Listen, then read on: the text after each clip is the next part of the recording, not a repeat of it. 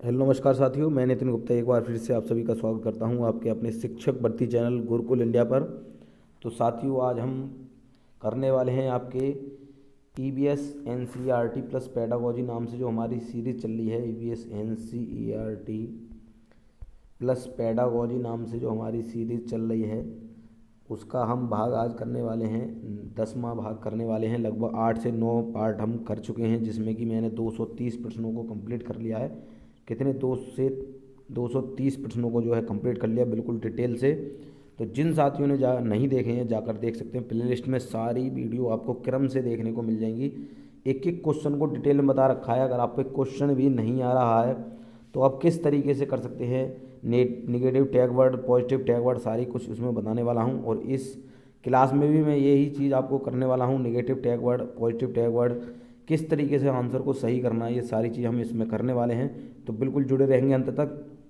जितने साथी चैनल पर पहली बार जुड़ रहे हैं, किसी भी शिक्षक भर्ती की तैयारी कर रहे हैं, सीटेट की तैयारी कर रहे हैं, तो चैनल को सब्सक्राइब कर लेंगे और बेल आइकन को प्रेस कर लेंगे, जिससे इस चैनल पर कोई भी नई वीडियो आएगी तो उसका नोटिफिकेशन आप तक तुरंत पहुंचेगा। ठीक है, चलिए स्टार्ट करेंगे। देखिए 230 प्रश्न हमने जो है कंप्लीट कर लिए थे। 231वां प्रश्न और क्लास का पहला प्रश्न। तो ध्यान से समझते हुए चलेंगे, मैं डिटेल पूर्वक बताता चलूँगा एक एक क्वेश्चन को। और अगर फिर भी आपके मन में कोई भी डाउट रह जाता है तो कमेंट करके आप जो है उससे पूछ सकते हैं। ठीक है, चलिए स्टार्ट करेंगे। पर्यावरण अध्ययन में वस्तु, जो आपकी थीम दी गई है उसमें बात क्या है कि थीम आधारित आधारभूत को अपनाने के समर्थन में निम्नलिखित में से कौन सा तर्क सबसे अधिक सशक्त है। ठीक है, कौन सा तर्क है जो सबसे अधिक सशक्त आप बताएंगे। तो मैं इसको देखिए चारों ऑप्शन आपको दिखा देता हूँ। तो चारों ही ऑप्शन आप देख के बताएंगे क्या इसमें आंसर आप जो है सही करेंगे। क्या देखिए कि यह पाठ योजनाओं को एक ढांचा प्रदान करने और शिक्षण को अधिक प्रभावी बनाने में मदद करता है। यह शिक्षण को अधिक रोचक और गतिविधि आधारित बनाने में मदद करता है। सी ऑप्शन है हमारा, अवधारणाओं, मुद्दों और कौशलों के बृहद विस्तार को सम्मिलित करने में मदद करता है। या डी ऑप्शन हमारा है, यह विषम सीमाओं को नरम, सौम्य बनाने और संपूर्णता में ज्ञान को प्राप्त करने में मदद करता है। तो क्या आंसर आप जो है इसमें सही करेंगे साथियों, बिल्कुल आप बताने वाले हैं क्या इसका आंसर आप जो है सही करेंगे। तो ऑप्शन आप बिल्कुल डी लगाने वाले हैं, यह विषम सीमाओं को नरम बनाने और संपूर्णता में ज्ञान को प्राप्त करने में मदद करता है। ध्यान से समझ लेंगे।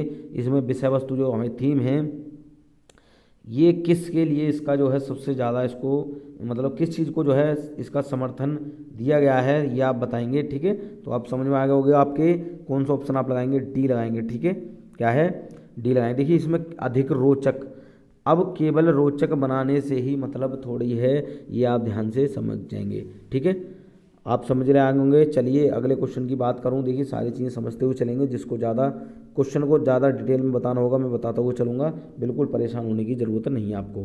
तो क्वेश्चन है कि प्राथमिक कक्षाओं में पर्यावरण अध्ययन को सिखाने सीखने में कहानियाँ एक महत्वपूर्ण पहलू हैं। पर्यावरण अध्ययन के कक्षा कक्ष में कहानी सुनाने के लिए निम्नलिखित में से कौन सा सबसे कम उपयुक्त कारण है। तो देखिए बताइए कौन सा सबसे कम उपयुक्त कारण है। कहानियों में व्यक्तियों के अनुभव शामिल होते हैं। कहानियाँ अनेक विषय क्षेत्रों को छूती हैं। कहानियाँ कक्षा प्रबंधन में सहायता करती हैं। डी ऑप्शन है हमारा, कहानियाँ पर्यावरण अध्ययन अवधारणाओं से संबंध जोड़ने के लिए संदर्भ उपलब्ध कराती हैं। तो क्या इसका आंसर आप लगाएंगे। तो बिल्कुल ऑप्शन आपका डी सही है कि कहानियाँ पर्यावरण अध्ययन अवधारणाओं से संबंध जोड़ने के लिए संदर्भ उपलब्ध कराती है। ठीक है, तो ये इसमें कम उपयुक्त कारण यहाँ पर कहा गया था, तो यही ऑप्शन आपका सही होगा। ठीक है, अब कहानी में व्यक्तियों के अनुभव शामिल होते हैं, ये बिल्कुल आपका जो है उपयुक्त माना जा सकता है, लेकिन क्वेश्चन में कम उपयुक्त में ये सारी चीज़ें बताऊंगा। ठीक है, और कहानियाँ अनेक विषय क्षेत्रों को छूती हैं, ये भी आप समझ लेंगे, और कक्षा प्रबंधन में सहायता करती हैं। ये तीनों पॉजिटिव हैं, लेकिन कम उपयुक्त कारण पूछा गया था, तो इसलिए ऑप्शन आपने डी लगाया। ठीक है, अगले क्वेश्चन की हम बात करें। देखिए तो इस तरीके के क्वेश्चन आते हैं पॉइंट वाले कि कौन कौन से पॉइंट इसमें सही माने जाएंगे। पर्यावरण अध्ययन पाठ्य पुस्तक की विषय वस्तु में देखिए क्या क्या होना चाहिए। परिभाषाओं और व्याख्यानों को दूर रखा जाना चाहिए। रटकर सीखने को हतोत्साहित करना चाहिए। बच्चे को प्रश्न करने और खोजने का मौका मिलना चाहिए। बच्चे को केवल लिखित जानकारी दी जानी चाहिए। अब देखिए मैंने आपको पढ़ा रखा है। मैं तभी आपसे कहा था कि जिन साथियों ने वो क्वेश्चन नहीं देखे हैं वो जाकर देख लेंगे। मैंने सारी चीज़ें इसमें बता रखी हैं। जो साथी रेगुलर इस सीरीज से जुड़े हुए हैं वो इस आंसर को जो है बहुत ही जल्दी जो है लगाने वाले हैं, ठीक है। परिभाषाओं और व्याख्यानों को दूर रखा जाना चाहिए, ये बात आपकी सही है, ठीक है। अब रटकर रटकर सीखने को हतोत्साहित करना चाहिए, ये भी बात आपकी सही है। बच्चे को प्रश्न करने खोजने का मौका मिलना चाहिए, बात आपकी सही है, ठीक है। बच्चे को केवल लिखित जानकारी देना चाहिए, ये आपका गलत है। लिखित जानकारी के साथ मौखिक जानकारी भी देनी चाहिए, ठीक है। केवल लिखित जानकारी से ही काम नहीं चलेगा। अब इसमें देखिए, इसमें आपका 3 चीज़ें आपकी सही मानी गई हैं। इसमें भी आप कुछ साथी ABC लगाएंगे जो कि ऑप्शन डी में है। बिल्कुल देखिए, मैंने आपको बता दिया परिभाषाओं व्याख्यानों को दूर रखा जाना चाहिए, बिल्कुल ठीक है। कुछ कुछ हद तक जो है ये क्वेश्चन आपका सही भी माना जाएगा, कुछ हद तक गलत भी माना जाएगा। तो बिल्कुल इसको सही मानकर आप चलेंगे कि व्याख्यानों को दूर रखा जाना चाहिए, दूर नहीं रखा जाना चाहिए साथियों, दूर नहीं रखा जाना चाहिए, ठीक है। रटकर सीखने को हतोत्साहित करना चाहिए, ठीक है। उसको जो है कम यूज करना चाहिए, रटने की मैंने बताई थी जो निगेटिव माना जाता है। हतोत्साहित मतलब उसको यूज नहीं करना चाहिए, ठीक है। बच्चे को प्रश्न खोजने के अवसर मिलने चाहिए, मौका मिलना चाहिए, ये मैंने आपको बता रखा है, ठीक है। तो इसमें B और C की बात करेंगे। अब कुछ साथी कहेंगे इसमें ABC सही है, लेकिन मेरे हिसाब से इसमें जो है आपका B और C आपका सही माना जाएगा, ठीक है। क्या है, B और C सही माना जाएगा। आप कमेंट करके बता सकते हैं इसमें क्या आंसर आपका सही माना जा सकता है, ठीक है। चलिए अगले क्वेश्चन की बात करूं कि निम्नलिखित में से कौन सा प्राथमिक स्तर पर पर्यावरण अध्ययन के शिक्षण का उद्देश्य नहीं है। अब इसमें देखिए शिक्षण का उद्देश्य नहीं की बात कर रहा है, तो कौन सा ऑप्शन आप सही करेंगे। शिक्षक कक्ष में कड़े अनुशासन को सुनिश्चित करे, बच्चे को प्रश्न पूछने के लिए अवश्य अभिप्रेरित करना चाहिए, बच्चे को अपने निकटतम परिवेश से परिचय प्राप्त करने के लिए आवश्यक अभिप्रेरित करना चाहिए। डी ऑप्शन है हमारा, कक्ष में होने वाले अधिगम को विद्यालय के बाहरी दुनिया के साथ जोड़ना चाहिए। तो ये तीनों ही आपके पॉजिटिव हैं, तीनों ही पॉजिटिव पॉइंट हैं, लेकिन इसमें नहीं वाला था, निगेटिव वाला था, तो ऑप्शन क्या लगाएंगे, ऑप्शन ए लगा देंगे, कक्ष में कड़े अनुशासन को सुनिश्चित करें। मैंने बता दिया जहाँ पर अनुशासन की बात करेगा वो आपका बिल्कुल गलत माना जाएगा, ठीक है। जहाँ बच्चे को समय सीमा में जो है बांध कर काम कराया जाएगा वो आपका गलत माना जाएगा, ठीक है। तो पर्यावरण अध्ययन का उद्देश्य नहीं है, यही आपका सही माना जाएगा, ठीक है। चलिए अगले क्वेश्चन की बात करूं कि प्राथमिक स्तर की कक्षा दैव का जलाभाव के विषय पर अपने कक्षा 4 के बच्चों को प्रभावपूर्ण तरीके से किस प्रकार आंकेगी। क्या बच्चों को जल संरक्षण पर नारे लिखने के लिए कहकर, उपयुक्त विषय पर एक लिखित परीक्षा का आयोजन करके, यह पता करके कि उन्होंने अपने दैनिक जीवन में जल की बचत कैसे प्रारंभ की, जल संरक्षण में पोस्टर बनाने की गतिविधि का आयोजन करके। अब मैंने इतना आपको पढ़ा रखा है, 230 क्वेश्चन लगभग करा रख चुके हैं। जिन साथियों ने देख रखे हैं वो इस तरीके के क्वेश्चन को जो है आसानी से करने वाला है। मैं बार बार इसलिए कह रहा हूँ क्योंकि मैंने सारी चीज़ें डिटेल में करा रखी हैं, जाकर जो है आप देख सकते हैं। अब मैं बता दूं कि इसमें क्या ऑप्शन आप सही करेंगे, तो ऑप्शन आप सी सही करेंगे। यह पता करके कि उन्होंने अपने दैनिक जीवन में जल की बचत कैसे प्रारंभ की। मैंने बताया बच्चे के दैनिक जीवन से जोड़कर हम कोई भी कार्य कराएंगे, ठीक है, वास्तविक जीवन से जोड़कर कोई भी चीज़ पढ़ाएंगे, वो आपका बिल्कुल ऑप्शन आपका सही होगा, ठीक है। क्षेत्रीय भ्रमण, शैक्षिक भ्रमण, इस तरीके के ऑप्शन आपको देखने को मिलते हैं जिसमें बच्चों को कुछ ना कुछ सीखने की बात करी जा रही हो, वो आपका ऑप्शन बिल्कुल सही होगा, ठीक है। जहाँ पर खोजने की बात करेगा वो भी ऑप्शन आपका सही माना जाता है, ठीक है। तो इस तरीके के क्वेश्चन आपके देखने को मिलते हैं एग्जाम में। तो अगला क्वेश्चन है कि आपके प्रधानाचार्य ने आपको कहा कि कक्षा 5 के विद्यार्थियों को शैक्षिक अवलोकन यात्रा के लिए ले जाएं। इस अवलोकन यात्रा को सार्थक बनाने के लिए आप अपनी योजना में क्या सम्मिलित करेंगी, ठीक है। अब आप जो है कोई भी एक बात कर रहे हैं, शैक्षिक अवलोकन की बात कर रहे हैं, ठीक है, उसमें आप जो है क्या क्या सम्मिलित करेंगे, ठीक। तो क्रियाकलापों की एक स्तरीकृत सीट उस स्थान के बारे में तैयार करना और प्रामाणिक तथा सार्थक अध्ययन के लिए उसे विद्यार्थियों के साथ यात्रा से पूर्व साझा करना। बी ऑप्शन है कि जहाँ जाना हो उसके बारे में जानकारी प्राप्त करने और पढ़ने के लिए विद्यार्थियों को कहना। सी ऑप्शन है आनंद के लिए पर्याप्त भोजन और खेलों को साथ ले जाना। डी है कि यह सुनिश्चित करना कि विद्यार्थी अनुशासित रहें और उस पर स्थान पर शांतिपूर्वक अवलोकन करें। अब कुछ साथी इसमें जो है गड़बड़ करेंगे, तो बिल्कुल ध्यान से समझेंगे, मैं आपको बताने वाला हूँ। बिल्कुल जैसा कि आपको बता रखा है कौन सा ऑप्शन आपका सही माना जाएगा। ठीक है, कौन सा ऑप्शन आपका सही माना जाएगा? तो ऑप्शन आप ए लगाएंगे। क्या लगाएंगे? ए लगाएंगे। क्रियाकलापों की एक स्तरीकृत सीट उस स्थान के बारे में तैयार करना और प्रामाणिक तथा सार्थक अध्ययन के लिए उसे विद्यार्थियों के साथ पूर्व साझा करना। मैंने बता दिया, एक क्वेश्चन आया था पिछले जो हमने क्लास करी है उनमें कि उसमें क्षेत्र भ्रमण दे रखा था, लेकिन उससे पहले क्या है, उससे पूर्व जो है बच्चे के साथ उस बात को लेकर साझा करने की बात कही थी, तो वो ऑप्शन आपका सही था। आपको ये ध्यान होगा। तो इसी तरीके से इस क्वेश्चन में भी यही बात कही गई है कि कहीं भी जाने से पहले, कोई भी क्षेत्र भ्रमण करने से पहले अगर एक शिक्षक उस बारे में डिस्कस कर रहा है तो बच्चा क्या है, उस चीज़ को लेकर उत्तेजित होता है।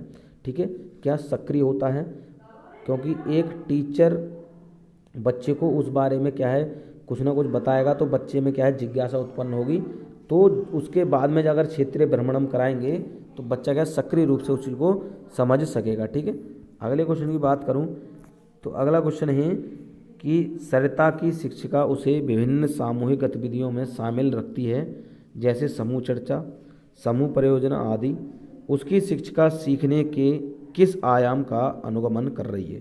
क्या देखिए, भाषा निर्देशित सीखना, प्रतियोगिता आधारित सीखना, सामाजिक गतिविधि के रूप में सीखना या मनोरंजन द्वारा सीखना।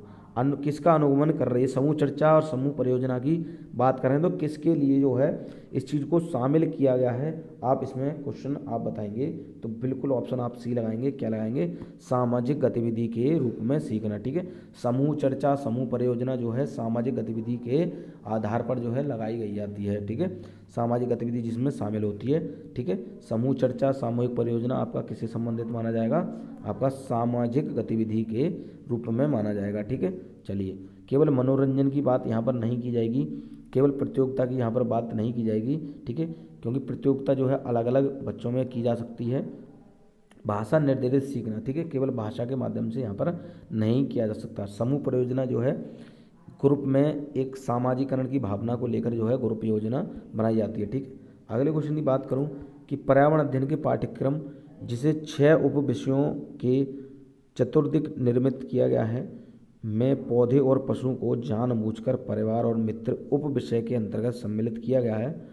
इसके लिए निम्नलिखित में से एक कारण को छोड़कर शेष सभी कारण हो सकते हैं। यह कारण कौन सा है? इस बात को उभारना कि किस प्रकार समुदायों के जीवन और आजीविकाएं विशेष पशुओं या पौधों से घनिष्ठ रूप से जुड़े हैं। बी ऑप्शन है विद्यार्थियों को विज्ञान के दृष्टिकोण से, क्या है, विद्यार्थियों को विज्ञान के दृष्टिकोण से पौधों और वस्तुओं को समझने में सक्षम बनाना। सी ऑप्शन है सामाजिक और सांस्कृतिक संदर्भ में पौधे और पशुओं के स्थान निर्धारित करने में विद्यार्थियों को सहायता करना। डी है हमारा इस बात को उभारना कि किस प्रकार मनुष्य एक दूसरे से घनिष्ठ संबंधों को साझा करते हैं। अब ये चारों ऑप्शन आपको देखने को मिल गए हैं। अब आप बताएंगे इसमें क्या आंसर आप जो है सही लगाते। तो बिल्कुल ऑप्शन आप क्या लगाने वाले थे? ऑप्शन आप डी लगाएंगे। क्या लगाएंगे? डी लगाएंगे। इस बात को उभारना कि किस प्रकार मनुष्य एक दूसरे में घनिष्ठ संबंधों को साझा करते हैं। ठीक है, ये बात आपके समझ में आ गई होगी। अब मैं क्वेश्चन आपको दिखा दूं दोबारा से। ठीक है, कि जो है आपके देखिए जो हमारा 6 उप विषय हैं उसमें देखिए पौधे पशु हैं, उनको परिवार मित्र क्या है उनको उप विषय के अंतर्गत सम्मिलित किया गया है। ठीक है, तो ये इसमें जो है कारण बताना है, तो वो कारण आपको समझ में आ गया होगा कि इस बात को उभारना कि किस प्रकार मनुष्य एक दूसरे में घनिष्ठ संबंधों को साझा करते हैं। ये ऑप्शन आपका सही माना जाता है। ठीक है, अगले क्वेश्चन की बात करूं तो इस तरीके के देखिए पॉइंट यहाँ पर देखने को मिलते हैं। क्या है देखिए, पर्यावरण अध्ययन के शिक्षण अधिगम में सर्वेक्षण का उद्देश्य। अब सर्वेक्षण का उद्देश्य बताएंगे। क्या समुदाय के साथ अन्योन्य क्रिया का अवसर प्रदान करना, बच्चों को विभिन्न लोगों के प्रति संवेदनशील बनाना। तीसरा पॉइंट हमारा है कि सूचना को प्रत्यक्ष प्राप्त करने का अवसर प्रदान करना। और चौथा पॉइंट है आपका आकलन के एक अवसर के रूप में इसका उपयोग करना। अब इसमें से जो है उपयुक्त में से कौन कौन से आपके सही हैं ये आपको इसमें बताना है। तो इसमें देखिए कौन सा आप जो है लगाने वाले हैं। तो बिल्कुल साथियों इसमें जो है चारों ही आपके सही हैं। क्या है, चारों ही आपके सही हैं। समुदाय के साथ अन्योन्य क्रिया का अवसर प्रदान करना, मैंने आपको बताया है। यहाँ पर अवसर प्रदान करने की बात करें वो बिल्कुल सही है। बच्चों को विभिन्न लोगों के प्रति संवेदनशील बनाना, उनके बारे में बताना, क्या है, जिससे बच्चे जिज्ञासा उत्पन्न कर सकें। सूचना को प्रत्यक्ष प्राप्त करने का अवसर प्रदान करना, मैं बताया था जो बच्चा प्रत्यक्ष रूप से किसी चीज़ को प्राप्त कर रहा है, प्रत्यक्ष रूप से सीख रहा है और साथ ही साथ उसमें अवसर प्रदान करने की भी बात की जा रही है, वो बिल्कुल आपका सही होगा। ठीक है, आकलन के एक अवसर के रूप में इसका उपयोग करना। ठीक है, आकलन का जो एक तरीका हमने बताया था तो उसको एक अवसर के रूप में आप जो है प्राप्त करेंगे या उपयोग करेंगे। ठीक है, ये सर्वेक्षण का सबसे ज़्यादा उद्देश्य अच्छा माना जाता है। ठीक है, आपके समझ में आ गया। तो ए बी सी डी ये चारों ही पॉइंट आपके सही हैं। तो कौन से ऑप्शन में आपको देखने को मिल रहे हैं, तो बिल्कुल ऑप्शन सी में देखने को मिल रहे हैं। ठीक है, आपके समझ में आ होगा। चलिए अगले क्वेश्चन की बात करूं कि ये उत्तर बच्चों और उनके विचारों के बारे में क्या बताते हैं। अब बताइए, देखिए, क्या बच्चे अच्छा अवलोकन नहीं कर पाते? वाष्पीकरण के बारे में बच्चों के विकल्पी विचार हैं। बच्चों के उत्तर तर्क संगत नहीं हैं। बच्चों की सोच गलत है। अब ये कहेंगे कुछ साथी क्या कहेंगे, ये क्वेश्चन कहाँ से आ गए, ये तो क्वेश्चन, ये पॉइंट हमें देखने को मिल ही नहीं रहे कहीं पर। तो इस तरीके के भी पॉइंट आपको देखने को मिल जाते हैं। आपको इसमें सही वाला जो है देखकर खुद ब खुद जो है सही वाला लगाना है। इसमें कोई पैराग्राफ नहीं दे रखेगा इस तरीके के क्वेश्चन में। ये आपको पढ़कर जो आपको सही लगे वही आपको इसमें लगाना है। तो इस तरीके के क्वेश्चन में आपको क्या सही लगाएंगे, ऑप्शन आप बी सही करेंगे। वाष्पीकरण के बारे में बच्चों के विकल्पी विचार है। ठीक है, मतलब वाष्पीकरण की अगर हम अवधारणा सामने रखेंगे बच्चों को तो उनके विचार जो हैं वो अलग अलग तरीके से होंगे। ठीक है, वो सभी बच्चे जो है अलग अलग जवाब भी दे सकते हैं। ठीक है, तो ये इसलिए आपका ऑप्शन बी सही था। अगले क्वेश्चन की बात करूं कि शिक्षक को इन उत्तरों का सामना किस प्रकार करना चाहिए। क्या, देखिए, उनके विचारों तक पुनः पहुंचने के लिए चर्चा प्रारंभ करें। बच्चों को बता दें कि वे गलत हैं। जल चक्र का एक मानक चार्ट प्रदर्शित करें या वाष्पीकरण की परिभाषा दें और बच्चों को उसे याद करने के लिए कहें। अब देखिए इसमें नेगेटिव पॉइंट मैं बता दूं कि देखिए इसमें परिभाषा दें और रटकर याद, मतलब यहाँ पर याद करने की बात कर रहे हैं, तो दोनों ही चीज़ आपको यहाँ पर देखने को मिल रही हैं, तो ये आपका गलत है।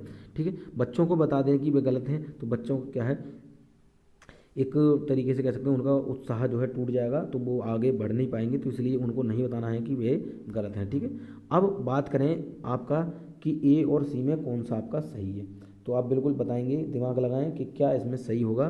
तो बिल्कुल मैं दोबारा बता दूं, शिक्षक को इन उत्तरों का सामना किस प्रकार करना चाहिए। अब यहाँ पर पहला ऑप्शन है कि उनके विचारों तक पुनः पहुँचने के लिए चर्चा प्रारंभ करें, और सी है हमारा जल चक्र का एक मानक चार्ट प्रदर्शित करें।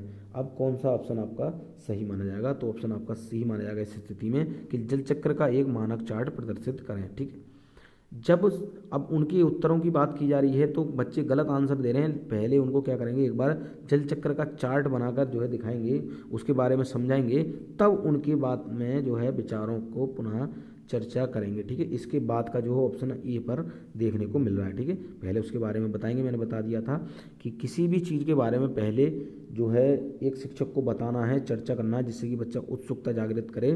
ठीक है, उस चीज़ के लिए सक्रिय हो जाए, तो उसके बाद में उनके विचारों तक पुनः पहुंचने के लिए प्रारंभ करेंगे चर्चा। ठीक है, आप समझ गए होंगे। तो पहला ऑप्शन आप जल चक्र का एक मानक चार्ट प्रदर्शित करेंगे, उसके बाद में उनकी बातों को समझेंगे। ठीक है, बात करेंगे कि वाष्पीकरण विषय पर बच्चों की विविध सोच का आकलन करने के लिए निम्नलिखित में से कौन सा प्रश्न एक नमूना हो सकता है। अब जल चक्र का आरेख बनाइए और उसे नामित कीजिए। जल चक्र के 5 लाभ लिखिए। क्या होता है यदि जल चक्र होता ही नहीं। जल चक्र के क्रम के सोपानों की सूची नहीं बनाइए। अब इसमें क्या आंसर आप जो है सही करेंगे, तो बिल्कुल ऑप्शन आप लगाने वाले हैं सी। क्या लगाने वाले हैं, सी। क्या लगाएंगे, सी लगाएंगे। क्या होता है यदि जल चक्र होता ही नहीं। अब ध्यान से समझेंगे कि ये क्यों सही है। यहाँ पर कह रहा है कि वाष्पीकरण विषय पर बच्चों की विविध सोच का आकलन करने के लिए निम्नलिखित में से कौन सा प्रश्न एक नमूना हो सकता है। ठीक है, वाष्पीकरण का विषय है और उस बारे में हम अलग अलग सोच जो है बच्चों की जानना चाहते हैं। ठीक है, उसके बाद हम आकलन करेंगे। तो हमने क्वेश्चन क्या रखा, क्या होता यदि जल चक्र होता ही नहीं। तो बच्चों के अलग अलग जवाब यहाँ पर देखने को मिलेंगे। ठीक है, यहाँ पर कह रहा है पहले ऑप्शन में कि जल चक्र का आरेख बनाइए और उसे नामित कीजिए। तो एक बच्चा तो जो देखकर इसमें जो है बना देगा, लेकिन और यहाँ पर देखिए यहाँ कह रहा है जल चक्र के 5 लाभ लिखिए, तो देखकर ही बता देगा। केवल 5 लाभ तक स्थिर हो जाएगा। और यहाँ पर डी ऑप्शन की बात करूँ कि जल चक्र के क्रम के सोपानों की सूची बनाइए, तो सूची बनाकर ही जो है स्थिर हो जाएगा। लेकिन जब हमने ये क्वेश्चन रखा कि क्या होता है यदि जल चक्र होता ही नहीं, तो प्रत्येक बच्चे के अलग अलग जवाब मिल सकते हैं, ठीक है। तो उससे क्या है, हम जो है बच्चे का आकलन कर सकते हैं, ठीक है। ये बात समझ में आ गया होगा। चलिए अगले क्वेश्चन की बात करूँ कि नीचे दिए गए जीवों के समूह में से किसकी दृष्टि श्रेष्ठ होती है तथा वे मनुष्यों की तुलना में 4 गुनी अधिक दूरी की वस्तुओं को देख सकते हैं। बिल्कुल इंपॉर्टेंट क्वेश्चन लिखेंगे। ये क्वेश्चन आपका अभी आया हुआ है 28 तारीख 29 तारीख में, तो ध्यान से समझेंगे कि कौन सी चीज़ है, कौन सी वस्तु है या कुछ भी। देखिए यहाँ पर दे रहे वस्तु अगर आ जाएगा, कोई भी जीव दे रखेगा, ठीक है, वो आपको समझ लेना है क्वेश्चन के हिसाब से क्या उसमें कह रहा है। यहाँ पर कह रहा है कौन सा जीव ऐसा है जो जिसकी दृष्टि जो है मनुष्य की तुलना में क्या है 4 गुना अधिक होती है, ठीक है, वो 4 गुना ज़्यादा देख सकता है। क्या मधुमक्खी, मच्छर, तितली होता है, बाघ, तेंदुआ, सांड होता है, सांप, रेशम कीट, छिपकली होती है, या चील, गरुड़, गिद्ध होता है। अब इसमें ऐसा कौन सा जीव है जो मनुष्य से 4 गुना अधिक देख लेता है, बताइए क्या इसमें आंसर आप सही करेंगे। बिल्कुल एनसीईआरटी की अगर क्वेश्चन आपने पढ़ रखी है, हमारी एनसीईआरटी ईवीएस एनसीईआरटी नोट्स वाली अगर आपने सीरीज जो है कंप्लीट कर ली है, लगभग मैंने 7 वीडियो उसमें करा रखी हैं, 7 क्लास करा रखी हैं, बिल्कुल ईवीएस को कंप्लीट कर दिया है। उसमें नोट्स द्वारा मैंने जो है उसमें पॉइंट टू पॉइंट बिल्कुल समझाया गया है। जिन साथियों ने नहीं देखा है जाकर देख लेंगे प्लेलिस्ट में, ईवीएस एनसीईआरटी नोट्स सीरीज नाम से आपको प्लेलिस्ट देखने को मिल जाएगी। क्रम से जो है सारी चीज़ें मैंने समझा रखी हैं, प्रत्येक चीज़ के बारे में जो है डिटेल में मैंने वहाँ पर बता रखा है। तो इसमें कौन सा ऑप्शन आपका सही है, तो बिल्कुल ऑप्शन आपका डी सही है। चील, गरुड़ और गिद्ध ये 4 गुना अधिक जो है क्या है मनुष्य से ज़्यादा 4 गुना अधिक जो है देख लेते हैं, ठीक है। और बात करें बाघ, तेंदुआ, तो ये 6 गुना जो है अधिक देख लेते हैं और इनकी आवाज़ जो है वो क्या है 2 से 3 किलोमीटर तो जो है सुनाई देती है। इनकी दहाड़ जो है 2 किलोमीटर तक सुनाई दे जाती है, ठीक है, आप समझ लेंगे। और उसके बाद में कहेंगे कि ये जो है क्या है मूत्र के द्वारा जो है, मतलब जो मलमूत्र होता है उसके द्वारा जो है अपने एरिया में जो है दूसरे को जो है पहचान लेते हैं कि दूसरा आदमी आया हुआ है, ठीक है। और ये हवा की गति से पहचान लेते हैं कि जो गति है झाड़ियों की जो चाल है एक कह सकते हैं वो शिकारी द्वारा है, जो मतलब शिकार इसको जो करेगा उसकी जो है चलने की गति है, या फिर हवा से पत्ते हिल रहे हैं, ठीक है। तो ये आप समझ होंगे, मैंने सारी चीज़ें डिटेल में बता रखी हैं, आप जाकर देख सकते हैं। ईवीएस एनसीईआरटी नोट्स नाम से सीरीज कंप्लीट कर रखी है हमने। तो चील, गरुड़, गिद्ध है जो 4 गुना मनुष्य से अधिक देख सकते हैं, ठीक। अब बात करेंगे नीचे दिए गए खेती करने के विवरण को पढ़िए और इस ढंग की पहचान कीजिए। अब ध्यान से समझेंगे कि इसमें एक फसल को काटने के पश्चात खेत को कुछ वर्षों के लिए खाली छोड़ दिया जाता है, उसमें कुछ भी नहीं उगाया जाता है। इस भूमि में बांस या अन्य खरपतवार को जो भी कुछ उग आता है उन्हें उखाड़ा नहीं जाता, काटकर जला दिया जाता है। यह राख भूमि को उर्वरक बनाती है। जब यह भूमि खेती के लिए तैयार हो जाती है तब उसे हल्का सा खोदा जाता है, भूमि को जोता नहीं जाता है और उस पर बीज छिड़क दिए जाते हैं। तो इस खेती को क्या कहते हैं, बिल्कुल मैंने पढ़ा रखा है साथियों। मैं रिक्वेस्ट आपसे करूँगा ईवीएस एनसी आप नोट कर लेंगे, क्या बोल रहा हूँ मैं, एनसीईआरटी नोट्स क्या है, ईवीएस एनसीईआरटी नोट्स नाम से मैंने एक सीरीज स्टार्ट करी थी, लगभग 7 क्लास मैंने करा रखी हैं। कंप्लीट एनसीईआरटी को मैंने वहाँ पर कर रखा है, तो जाकर देख लेंगे क्योंकि मैंने ये सारी चीज़ें पढ़ा रखी हैं। तो इसको क्या कहते हैं साथियों, झूम खेती कहते हैं। झूम खेती से क्वेश्चन आपका आया हुआ है सीटेट में, अभी भी आया हुआ है। तो झूम खेती से क्वेश्चन आया था है कि इसको जो है एक फसल को काटने के बाद कुछ समय के लिए छोड़ दिया जाता है, ठीक है, और वो बांस और खरपतवार जो होती है उसको जलाकर वहीं पर क्या है खाद के रूप में प्रयोग किया जाता है, ठीक है, आप समझ गए होंगे। क्या है आपका झूम खेती, यहाँ पर आप जो है आंसर सही करेंगे, ठीक है। अगले क्वेश्चन की बात करूँ कि जब कोई सपेरा अपने वाद्य यंत्र बीन को बजाता है तो सांप उसकी ध्वनि पर अपने सिर को इधर उधर घुमाता है। आपके विचार से सांप वाद्य यंत्र के प्रति अनुक्रिया कैसे कर रहा है, इंपॉर्टेंट लिख लेंगे। ये सारे क्वेश्चन इंपॉर्टेंट है जो मैं करा रहा हूँ, ध्यान से समझेंगे। उस वाद्य यंत्र की गति को देखकर, उस वाद्य यंत्र द्वारा उत्पन्न कंपनों के प्रति अनुक्रिया करके, उस वाद्य यंत्र को सूंघकर, उस वाद्य यंत्र की ध्वनि को सुनकर, ठीक है। तो क्या है, वो तो सांप जो है, ठीक है, जो सपेरा है वो वाद्य यंत्र बजा रहा है, तो सांप जो है उस चीज़ को सुन ही नहीं पाता है। अब कहेंगे सर सुन नहीं पाता तो कैसे डांस करता है। और वह सूंघता नहीं है। ठीक है, सूंघता नहीं है, जो आपने देख रखा है सूंघता है, सूंघता नहीं है, और ना ही वो देख कर उसको क्या करता है, वो वाद्य यंत्र द्वारा जो उत्पन्न कंपन होते हैं उसके द्वारा जो है अनुक्रिया व्यक्त करता है। जैसे जैसे सपेरा जो है उस चीज़ को बजाता है, इधर उधर करता है, तो वो उसके कंपन पे या क्या है प्रतिक्रिया करता है। ठीक है, आपके समझ में आ गया होगा। तो ना ही वो सुनकर, ना सूंघकर, ना देखकर जो है ये अनुक्रिया करता है, वो क्या उसके उत्पन्न कंपनों के द्वारा जो है अनुक्रिया करता है। ये आपके समझ में आ गया होगा, आप क्वेश्चन आप गलत नहीं करेंगे। ठीक है, आप समझ में आ गया। इसके दो खोखले दांत होते हैं, सांप के बारे में चर्चा कर लेते हैं। इसके दो खोखले दांत होते हैं जिसके द्वारा ये मनुष्य के अंदर जो है जहर को भेजता है, और इसी के द्वारा जो है सांप के जहर से ही एक दवाई बनाई जाती है, सीरम जिसको बोलते हैं, क्या बोलते हैं, सीरम बोलते हैं, क्या बोलते हैं, सीरम बोलते हैं, जो कि क्या है जहर को काटने के काम में आती है, मतलब जहर को ही खत्म करने के काम में आती है। ठीक है, तो सांप के जहर से ही जो है दवा बनाई जाती है। ठीक है, आपकी समझ में आ गया होगा। चलिए अगले क्वेश्चन की बात करूं कि सहयोगात्मक अधिगम में पुराने एवं अधिक दक्ष विद्यार्थी होते हैं। इसमें कह रहे हैं सहयोगात्मक अधिगम में पुराने एवं अधिक दक्ष विद्यार्थी छोटे एवं कम कुशल विद्यार्थियों का आकलन करते हैं। इसका परिणाम है क्या, उच्च नैतिक विकास, समूह में द्वंद्व, गहन प्रतियोगिता, उच्च उपलब्धि और स्वगरिमा।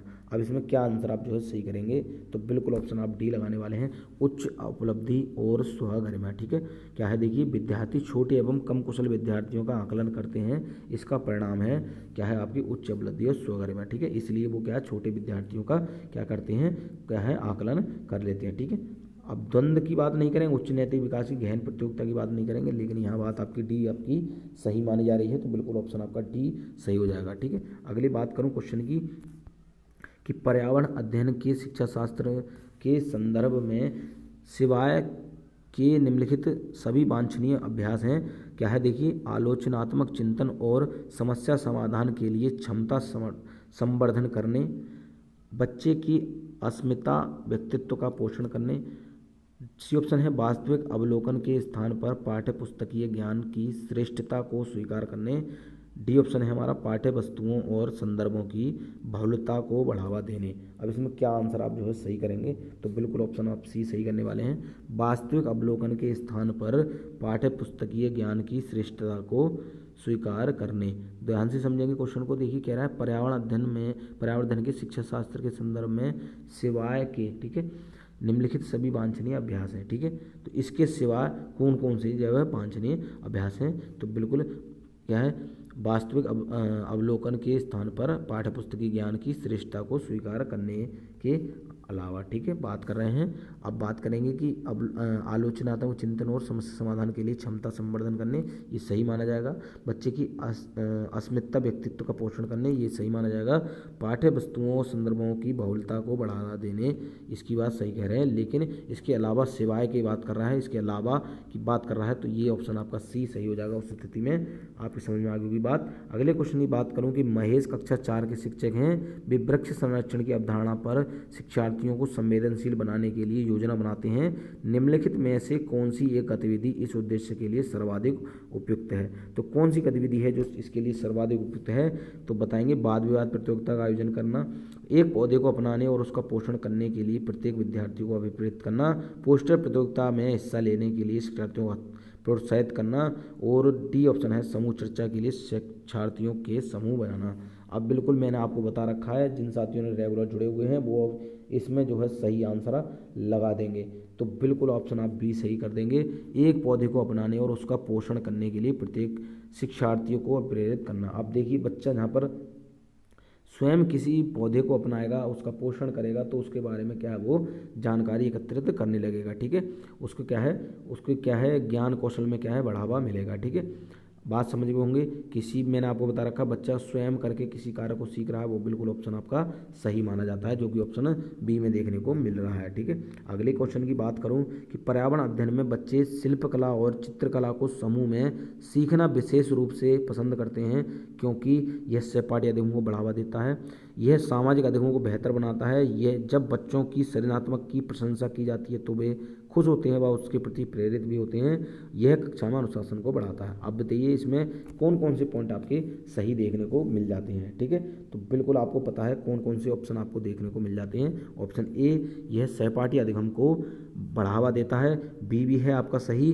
सामाजिक अधिगम को बेहतर बनाता है। और आप बात सी की करें तो सी भी सही माना जाएगा। जब बच्चों की सृजनात्मकता की प्रशंसा की जाती है तो वे खुश होते हैं, वह उसके लिए प्रेरित भी होते हैं। लेकिन जहाँ पर अनुशासन की बात करेंगे, मैंने आपको बता दिया वो नेगेटिव पॉइंट माना जाता है, वो आप नहीं लगाएंगे। तो ऑप्शन कौन से में देखने को मिल रहा है? ऑप्शन सी में देखने को मिल रहा है, जिसमें कि ए बी सी तीनों ही सही माने गए हैं। ठीक है, परामर्श बच्चे की शिल्पकला और चित्रकला में समूह की सीखने की बात यहाँ पर कह रहे हैं। तो सहपाठी अधिगम को बढ़ावा दिया जाएगा, बिल्कुल। सामाजिक अधिगम मैंने बता दिया, जहाँ पर समूह चर्चा की बात करेगा, समूह में रखने की बात करेगा, सामाजिक अधिगम की बात करेगा।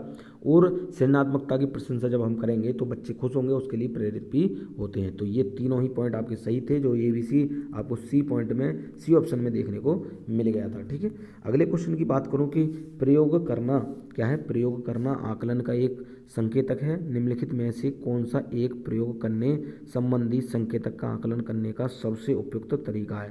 तो चित्रपठन, सृजनात्मक लेखन, निर्देशन, प्रदर्शन या हस्तपरक गतिविधि। अब बताइए इसमें कौन सा सबसे उपयुक्त तरीका है? मैंने आपको बता रखा है, बिल्कुल ऑप्शन आप सही बनाने वाले हैं, ऑप्शन डी हस्तपरक गतिविधि। मैंने बता दिया, जब बच्चा स्वयं करके सीख रहा है, आप यही बात को जो है हाथ में अपने रख कर जाएंगे एग्जाम में कि बच्चा जहाँ पर स्वयं करके सीखेगा वही ऑप्शन आपका सही माना जाएगा। ठीक है, ईवीएस की यहाँ पर बात कर रहे हैं, जहाँ बच्चा स्वयं खोज करके सीखेगा, क्षेत्र भ्रमणों के माध्यम से सीख जाए, प्रत्यक्ष अनुभव के माध्यम से सीख रहा है, वो ऑप्शन आपके बिल्कुल सही माना जाता है। ठीक है, तो हस्तपरक गतिविधि मतलब बच्चे के द्वारा जो भी कार्य किया जा रहा है। ठीक है, तो बिल्कुल आपके बात समझ में आ गया होगा। अगले क्वेश्चन की बात करूँ कि प्राथमिक कक्षाओं में शिक्षार्थियों के पास अनेक प्रकरणों में अनेक वैकल्पिक अवधारणाएं होती हैं, जैसे सजीव, निर्जीव, जलचक्र, पौधे आदि। तो इन वैकल्पिक अवधारणाओं के स्रोत हो सकते हैं। तो कौन से बताइए? इसमें क्या है देखिए, क्या परिवार एवं समुदाय, पाठ्य पुस्तक एवं अन्य पुस्तकें, शिक्षक या कहानी एवं कविताएं। तो इसमें कौन सा ऑप्शन आपका सही होगा? दो तीन चीज़ें हैं, ये आप देखिए क्वेश्चन को ध्यान से समझ लेंगे। मैंने आपको पढ़ रखा था कि कौन कौन सी इसमें जो है चीज़ें शामिल हो सकती हैं। परिवार एवं समुदाय, पाठ्य पुस्तकें, अन्य पुस्तकें, शिक्षक, कहानी, कविताएं। तो इसमें कौन कौन से पॉइंट आपके सही माने जाएंगे, कौन कौन से विकल्प आपके सही माने जाएंगे? तो बिल्कुल देखिए, परिवार एवं समुदाय भी आपको यहाँ पर देखने को मिलेगा। ये क्वेश्चन आपका आया हुआ है, इंपॉर्टेंट लिख लेंगे साथियों, इंपॉर्टेंट लिख लेंगे। ये आपका आया हुआ है परिवार एवं समुदाय।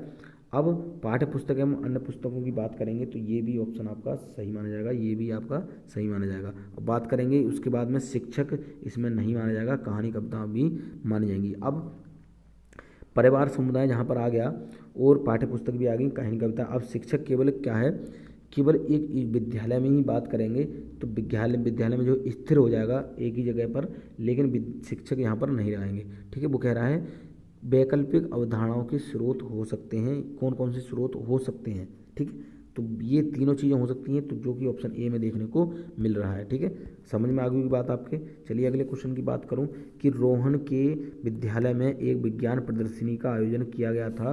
इसका आयोजन एक उद्देश्य के साथ किया गया था।